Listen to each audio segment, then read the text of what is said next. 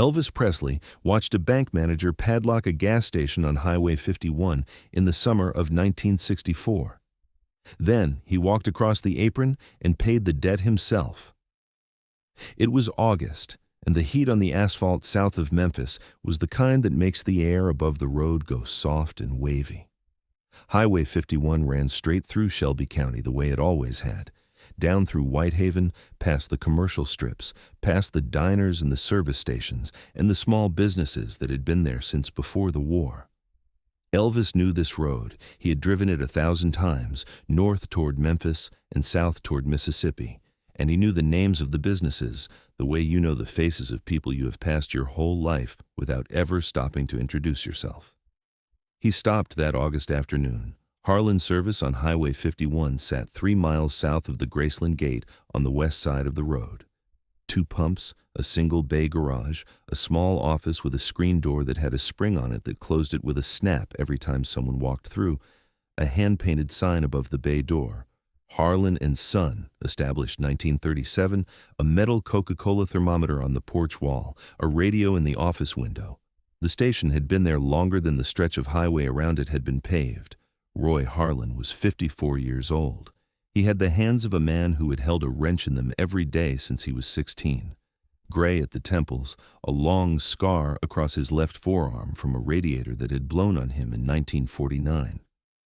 His father, Claude Harlan, had built the station with money saved from 12 years of work at the Memphis rail yard. Claude died of a stroke in 1952.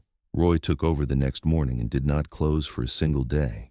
He had kept the station alive through the slow winters when Highway 51 went quiet. Through the 2 years, his wife Margaret was sick, and the hospital bills came in every week in white envelopes that he opened at the counter after closing. He paid them off one at a time. He sent his only son Daniel to the University of Tennessee the previous September. Engineering, the first Harlan ever to go to a university. Tuition was $175 a semester. Room and board was another $80. Roy had been paying it from the pumps. In March, the fuel wholesaler out of Memphis had raised their price on every independent station in Shelby County. In April, Roy had missed his first mortgage payment to First Commerce Bank of Memphis. In May, he missed the second. In July, a letter arrived on bank letterhead. Final notice. Past due balance plus the spring fuel invoice, $2,100. The letter gave a date. August 14th. On August 14th, a Friday, the bank manager drove south on Highway 51 in a dark blue Buick. A county deputy followed behind in a county truck with the padlock on the seat beside him. They pulled up to the pumps just as a black Cadillac was pulling in from the highway for gas. The driver of the Cadillac stepped out. He was wearing a plain white short-sleeved shirt, dark trousers, and dark sunglasses. He set the nozzle in pump number 1 and stood beside the car with one hand in his pocket, watching the numbers turn. The bank manager stepped out of the Buick. He did not introduce himself. He walked past Roy into the office, set a folder on the counter, and read aloud from a typed page in the flat voice of a man who had done this many times and had made his peace with the doing of it. Notice of foreclosure. Harlan Service, Highway 51, Shelby County. All operations cease at 12 noon on this date. The property reverts to First Commerce Bank of Memphis, pending sale. Daniel came out from under a truck in the bay, a wrench still in his hand, his coveralls dark with grease. The deputy stood at the office door with the padlock. Roy set his shop rag down on the counter. 8 more days, he said. Daniel goes back to Knoxville in 8 days. Let me work 1 more week. The bank manager closed the folder. He looked at his watch. 12 noon. He turned and walked back out to his Buick. At pump number 1, the man in the white shirt set the nozzle back in the cradle. He did not move from beside his Cadillac. He did not lift his hand or call out. He stood very still and watched. The bank manager walked back to his Buick. He did not look at Roy. He did not look at Daniel.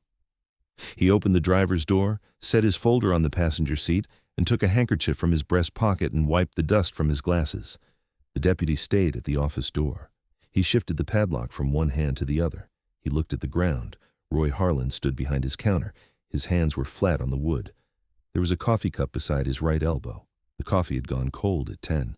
Daniel came up beside him. He set the wrench down on the counter carefully. The way you set something down when you're trying not to make noise in a quiet room. Pop. Roy did not turn his head. Pop. What do we do now? Roy looked down at his hands, the hands he had learned from his father, the hands that had rebuilt a carburetor for the Whitehaven fire truck in 1955 and replaced a transmission for Father Donahue's 1951 Ford in 1958 and changed the oil on every Greyhound bus that came through the southbound line. You go back to Knoxville, Roy said. I'll figure it. Pop, there's no station. You go back to school. You finish. Daniel stood there a long second. Then he turned and walked out through the bay door into the white afternoon sun. He stopped at the edge of the apron and stood with his back to the office and looked south at the long, straight road that runs toward the Mississippi line.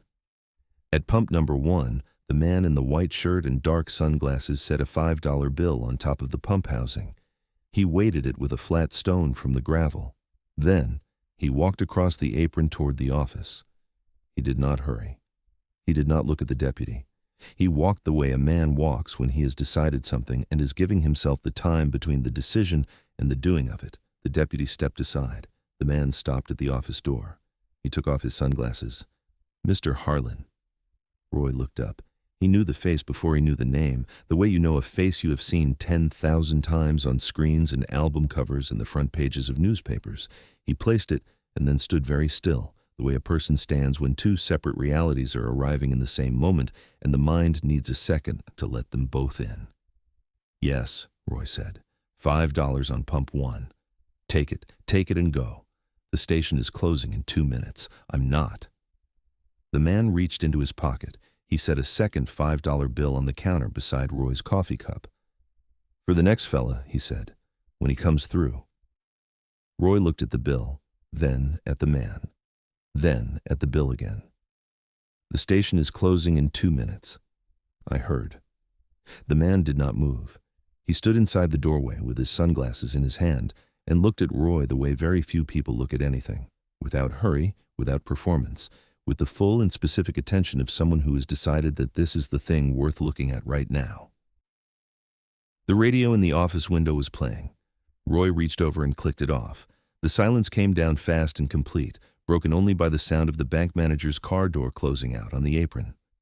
How much? The man said. Roy blinked. How much what? How much to keep the doors open? Roy looked at the counter. His hands had begun to shake very slightly. He folded them together. $2,100, he said. 6 months back, mortgage plus the spring fuel invoice from Memphis. $2,100 even. He said the number the way a man says the price of the thing he cannot afford to lose. And then what? The man said. Then nothing. Then we keep the doors open. Daniel goes back to engineering school. I work the pumps. Highway 51 doesn't go anywhere. The traffic comes back in the fall. You believe that? Roy looked at him a long time. I have to. The man nodded once. Then he turned and walked back out across the apron. He walked past the deputy and did not look at him. He walked to the dark blue Buick. The bank manager had the engine idling. The man stopped at the driver's window. He did not knock on it. He stood there until the bank manager looked up and rolled the window down 2 inches. You're foreclosing on this man for $2,100. Sir, this is bank business. You're foreclosing on a Korean War veteran for $2,100. Sir, I don't know who you are. The man reached into his back pocket and took out a wallet. He opened it on the hood of the Buick.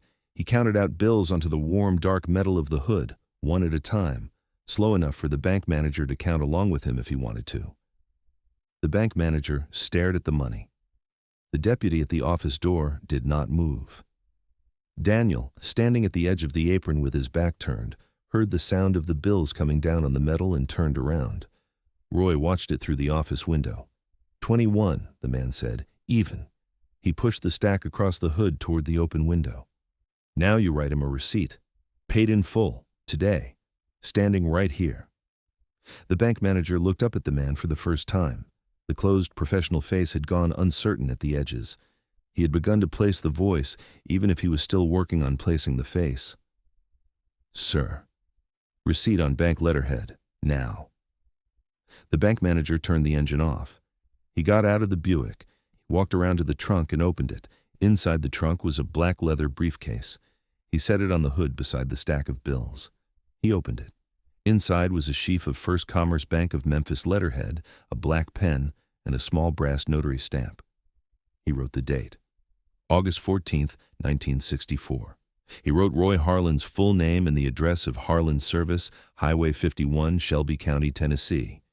He wrote the amount, $2,100.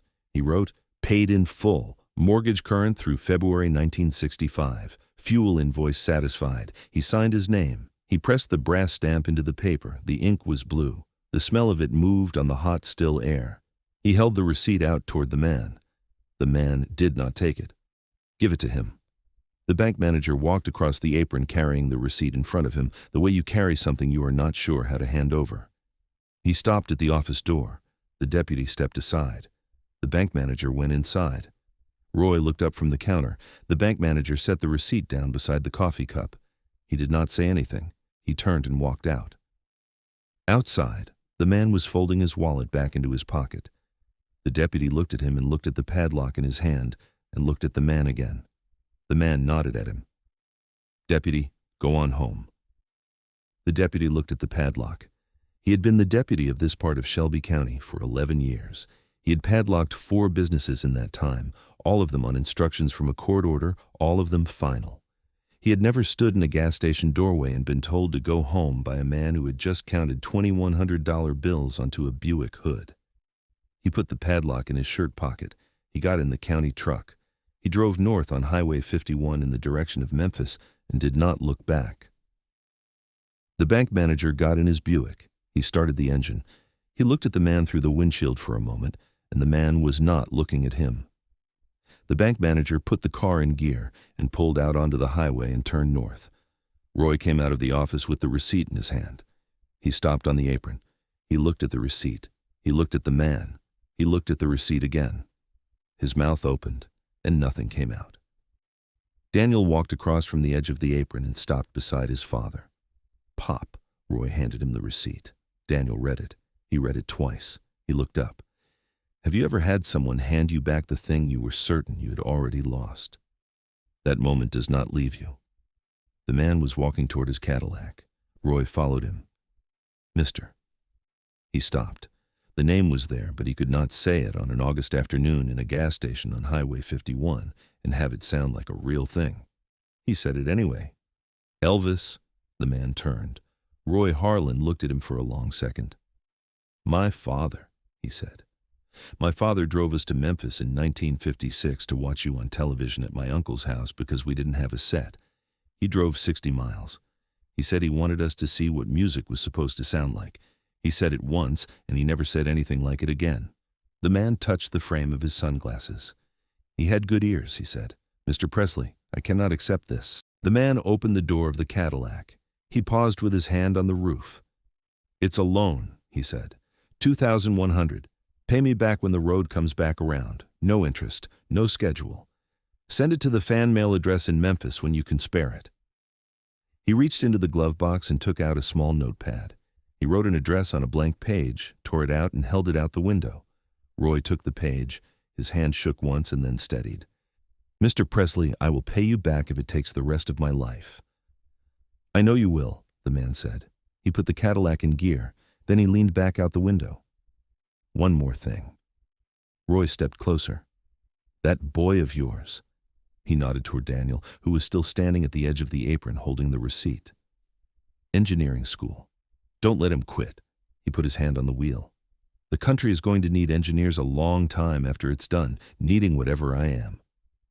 He pulled the Cadillac out onto Highway 51 and turned north. The dust came up behind the rear tires and hung in the afternoon light. Roy Harlan stood at the edge of his apron and watched the Cadillac until it was a dark shape on the long road north, and then he stood there a while after the shape was gone. Roy Harlan paid Elvis Presley back. It took him 5 years. He sent money orders to the Memphis address in amounts the pumps could spare. $40 in November 1964, $65 in the spring of 1965, $100 after a strong summer in 1966. Each one was acknowledged by a return card with no personal message. Daniel Harlan graduated from the University of Tennessee in 1966 with a degree in mechanical engineering. He went to work for a civil engineering firm in Nashville. He married in 1968. Roy ran the pumps. In the spring of 1969, Roy Harlan mailed the last money order to the Memphis address. $110. The balance cleared. 3 weeks later, a brown envelope came back from Memphis. Inside was every money order and every check Roy had sent over 5 years, uncashed, in a stack held together with a rubber band. With them was a single sheet of plain paper with 4 typed lines. Roy, I never cashed any of it. The loan was paid the morning your boy walked across that stage in Knoxville. Keep the pumps running. E.P. Roy Harlan ran Harlan Service until 1979. He retired at 69. Daniel bought the property from his father that same year and signed it back over to him as a gift on Roy's 65th birthday. The transfer document still carries both their signatures. Elvis Presley died on August 16, 1977, at Graceland, 3 miles north of the station on Highway 51. He was 42. He never spoke of the gas station on Highway 51 to any reporter. It does not appear in any interview, any letter, any documented account from the people around him. Roy Harlan died in 1991. He was 81. In 1994, Daniel Harlan donated 3 items to the Shelby County Historical Society in Memphis. The first was a heavy iron padlock on a steel chain. Deputy issue. Never used. The second was a black and white photograph taken on August 14, 1964, by Margaret Harlan, with a Kodak brownie from the office window. It shows 2 men standing beside a black Cadillac at pump number 1. One man is tall, in a white shirt and dark sunglasses pushed up on his forehead. His hand is on the other man's shoulder. Neither man is smiling. Both are looking toward the camera as though they did not know the camera was there. The third item is Roy Harlan's copy of the receipt. First Commerce Bank of Memphis letterhead. August 14, 1964. The brass stamp impression is faded but legible. In the margin, in Roy's handwriting, a single line. Paid by a man who stopped for gas and did not leave until it was right. The display sits in a glass case in the Society's reading room on Peabody Avenue. There's a small card beside the case with no names on it. It reads only, Shelby County, August 1964. The pumps stayed open.